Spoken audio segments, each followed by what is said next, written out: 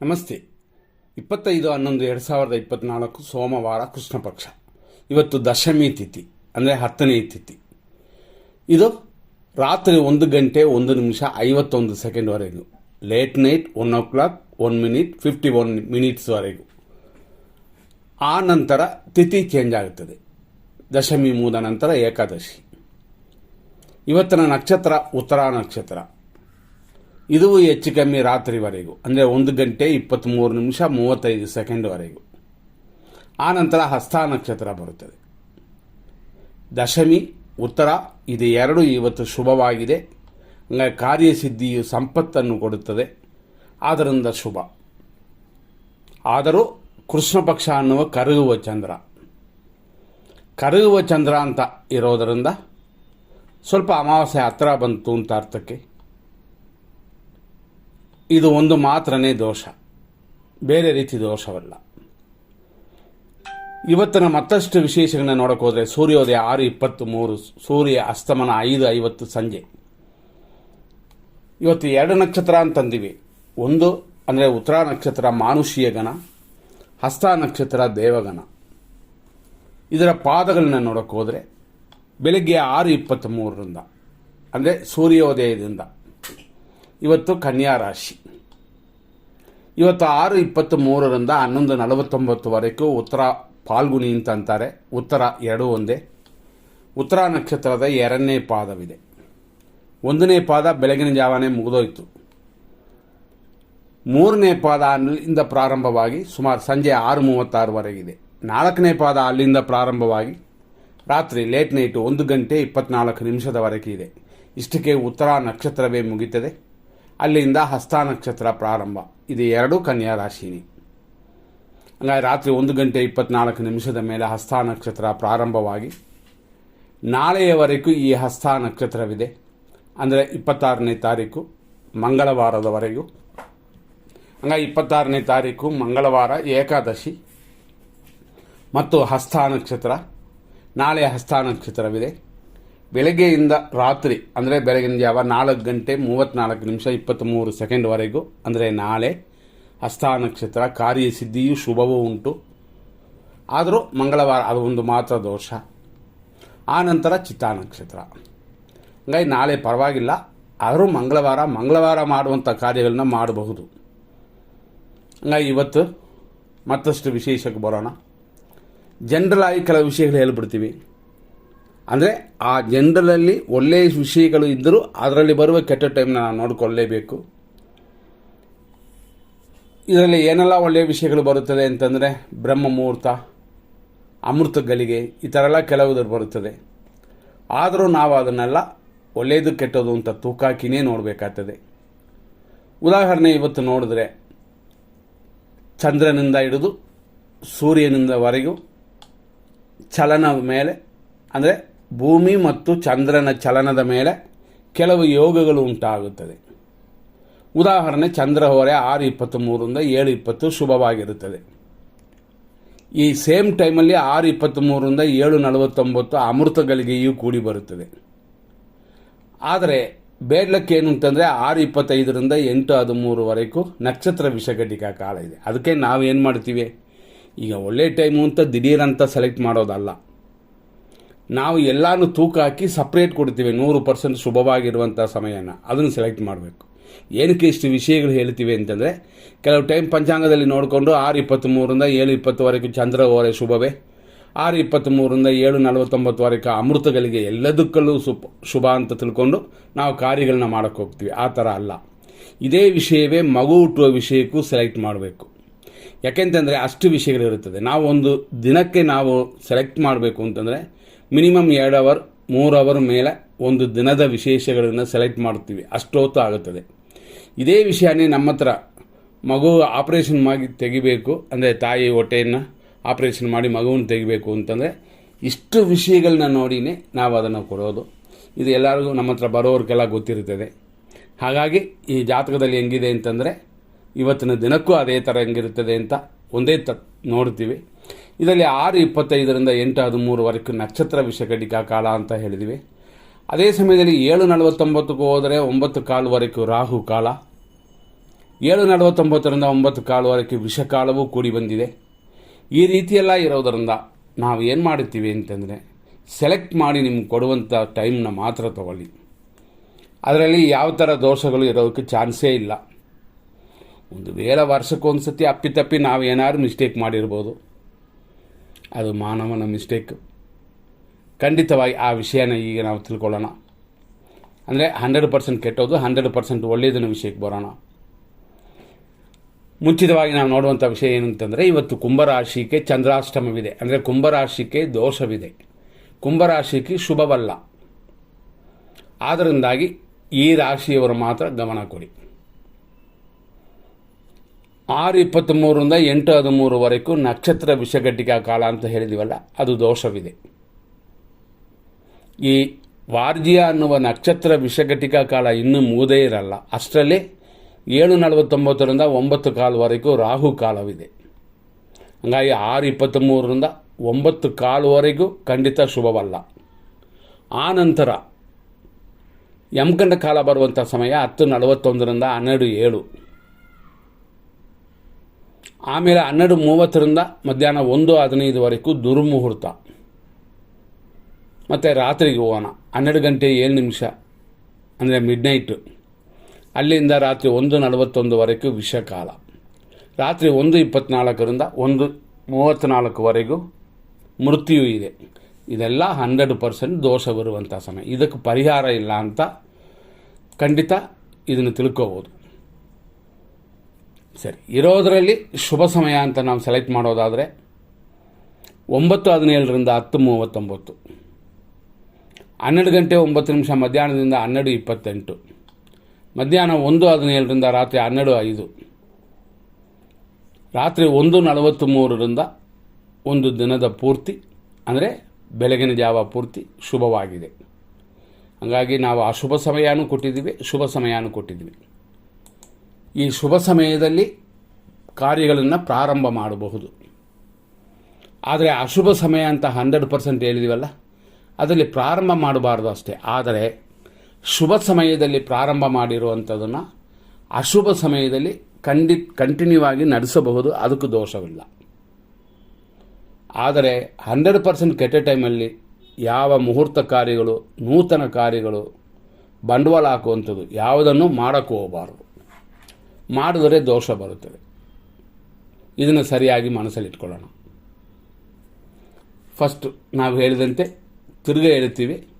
ಇವತ್ತಿನ ದಿನ ಪ್ರಕಾರ ದಶಮಿ ಇದೆ, ಉತ್ತರ ನಕ್ಷತ್ರವಿದೆ, ಶುಭವಿದೆ, ಕಾರ್ಯಸಿದ್ಧಿಯು ಸಂಪತ್ತು ಕೂಡಿ ಬರುತ್ತದೆ.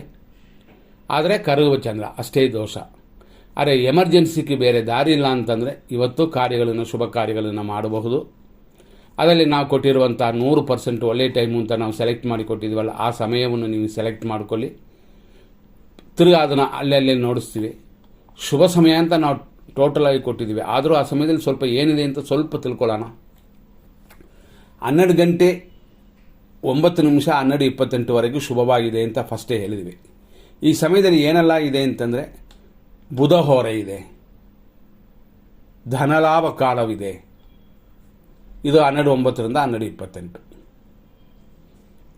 ಮತ್ತು 1:17ರಿಂದ ರಾತ್ರಿ 12:05ವರೆಗೂ ಶುಭವಾಗಿದೆ ಅಂತಂದಿವೆ. ಇದರಲ್ಲಿ ದೋಷಗಳು ಇದ್ದರೂ ಕೂಡ ಅದೆಲ್ಲ ಕರಗುವಂಥದ್ದು, ಪರಿಹಾರ ಮಾಡಿದ್ರೂ ದೋಷಗಳೆಲ್ಲ ಹೋಗುತ್ತದೆ ಅಂತ. ಪ್ರೀತಿ ಯೋಗವಿದೆ, ಸುಖ ಕಾಲವಿದೆ, ಮೀನ ಲಗ್ನ ಬರುತ್ತದೆ.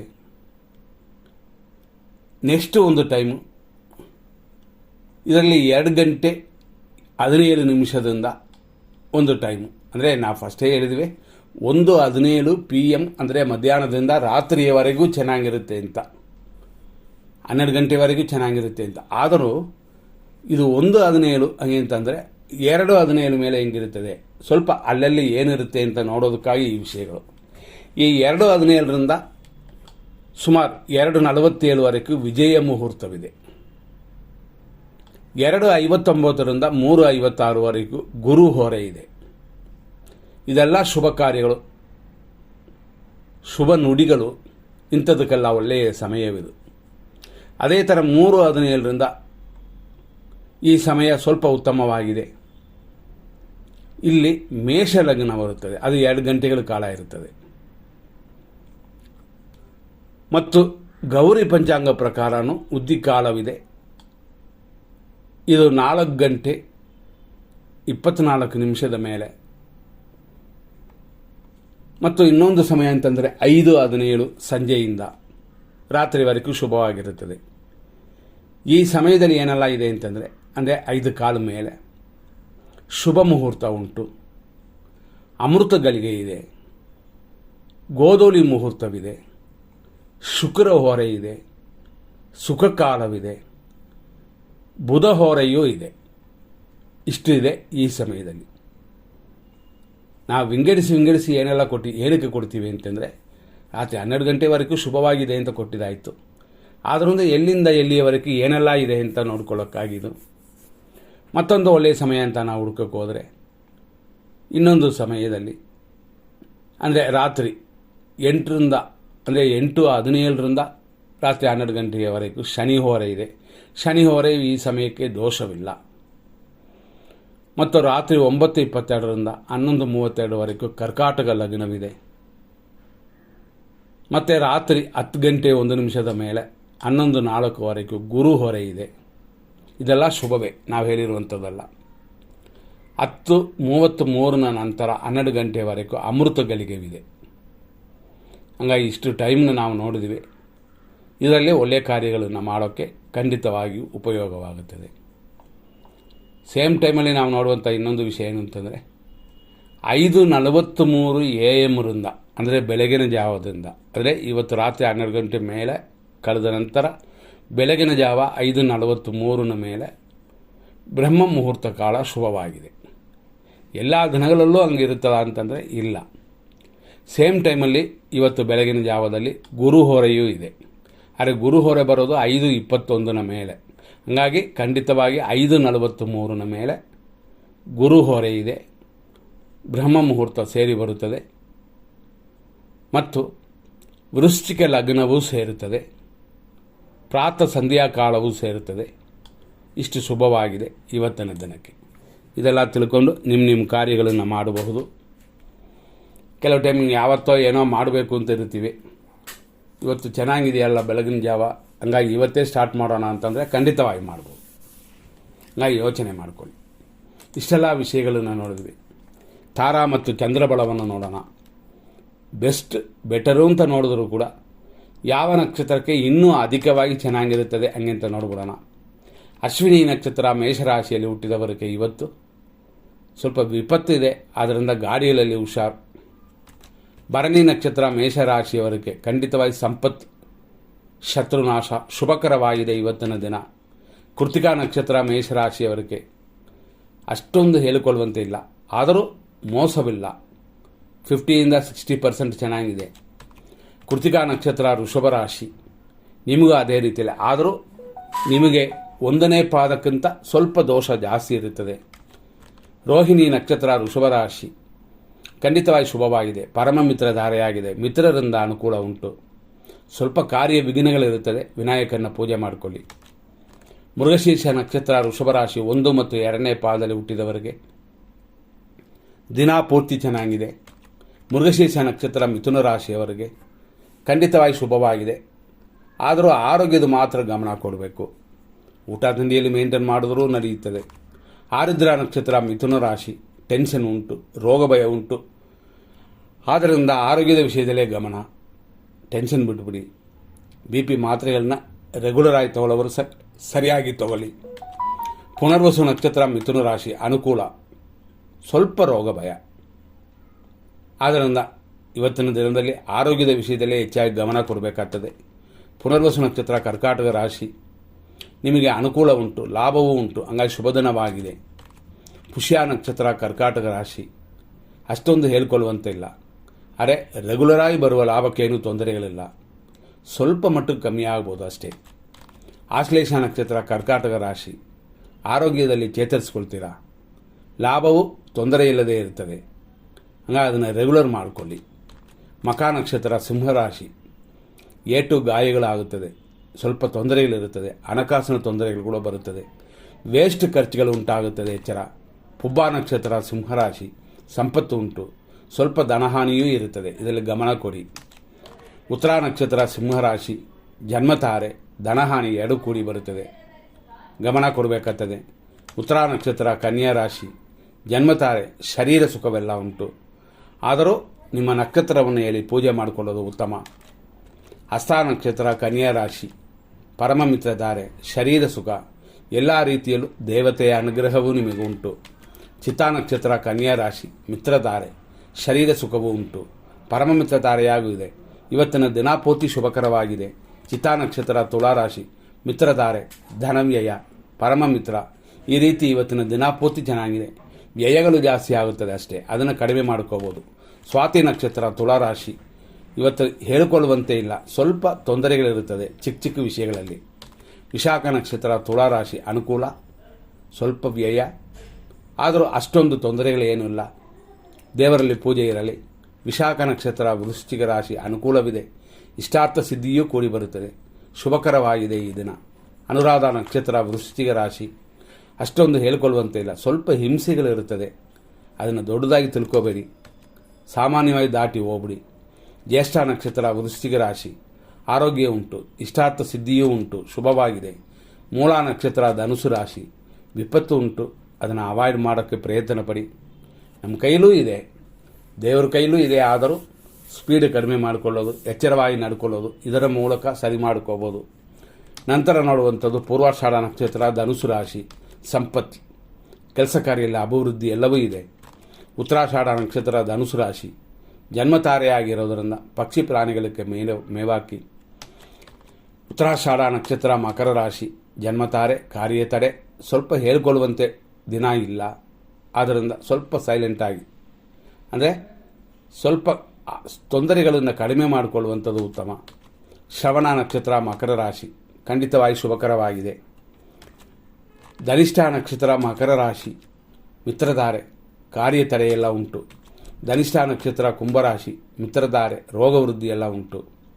ಅದು ಮಾತ್ರವಲ್ಲದೆ ಪರಮ ಮಿತ್ರಧಾರೆಯಾಗಿ ದಿನಪೂರ್ತಿ ಶುಭಕರವಾಗಿದೆ. ಶತಭಿಷ ನಕ್ಷತ್ರ ಕುಂಭರಾಶಿ, ಟೆನ್ಷನ್ ಉಂಟು, ರೋಗವೃದ್ಧಿ ಇರುತ್ತದೆ, ಇದನ್ನೆಲ್ಲ ಸಾಲ್ವ್ ಮಾಡಬೇಕು. ಹಾಗಾಗಿ ಶಾಂತವಾಗಿರಿ. ನಂತರ ನೋಡುವಂಥದ್ದು ಪೂರ್ವಭಾದ್ರಪದ ನಕ್ಷತ್ರ ಕುಂಭರಾಶಿ, ಅನುಕೂಲವಿದೆ, ಆದ್ದರಿಂದ ಶುಭಕರವಾಗಿದೆ ಇವತ್ತಿನ ದಿನ. ಪೂರ್ವಭಾದ್ರಪದ ನಕ್ಷತ್ರ ಮೀನರಾಶಿ, ಅನುಕೂಲವು ಎಲ್ಲ ರೀತಿಯಲ್ಲೂ ಚೆನ್ನಾಗಿದೆ. ಗುರುವನ್ನು ಪೂಜೆ ಮಾಡಿ, ಇನ್ನಷ್ಟು ಚೆನ್ನಾಗಿರುತ್ತದೆ. ಉತ್ತರ ಭಾದ್ರಪದ ನಕ್ಷತ್ರ ಮೀನರಾಶಿ, ಖಂಡಿತವಾಗಿ ಅಷ್ಟೊಂದು ಹೇಳಿಕೊಳ್ಳುವಂತೆ ಇಲ್ಲ. ನೂತನ ಕಾರ್ಯಗಳನ್ನು ಇವತ್ತು ಪ್ರಾರಂಭ ಮಾಡದೇ ಇರೋದು ಉತ್ತಮ.